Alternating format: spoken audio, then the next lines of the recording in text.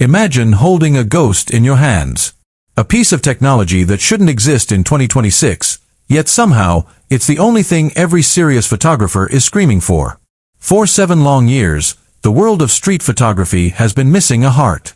We've seen the XT series evolve, we've seen the X100VI become a viral sensation that you still can't find in stock, and we've seen medium format giants take over the professional space. But the throne of the pure, tactile, rangefinder experience, it has been empty. You are looking at the most controversial, most anticipated, and arguably the most illegal-feeling camera Fujifilm has ever dared to conceive. Welcome to my channel Tech Launch. Subscribe my channel and click on the bell icon for the new tech updates. This is not just a spec bump. This is not just an X-T5 in a different suit. This is the FUJIFILM X-Pro 4. And today, I'm going to tell you why this single piece of magnesium and glass is about to change the way you see the world, and why the wait, as painful as it was, might have been the best thing to ever happen to your photography.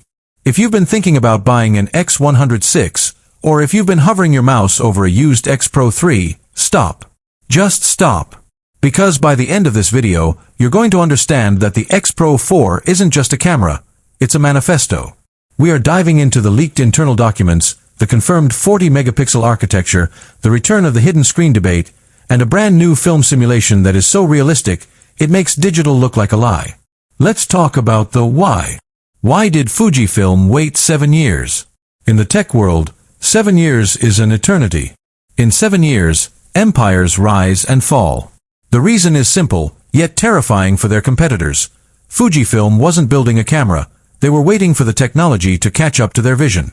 They knew that if they released an X Pro 4 in 2023, it would have been a compromise.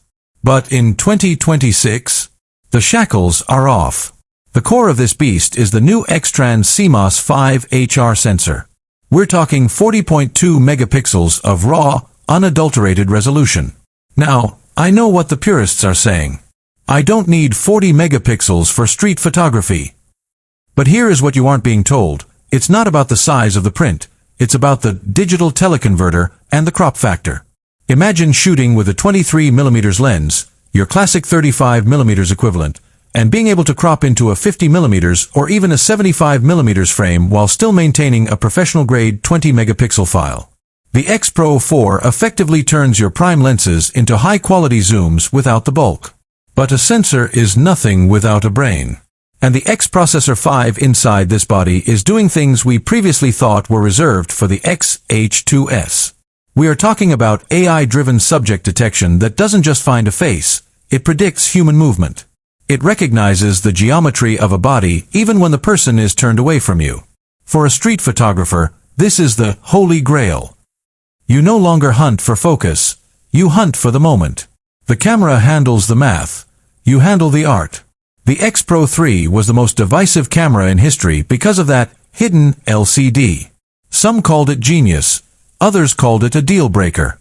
Fujifilm heard you. But they didn't just cave in and give you a standard flip-out screen. No, that would be too easy. What they've done with the X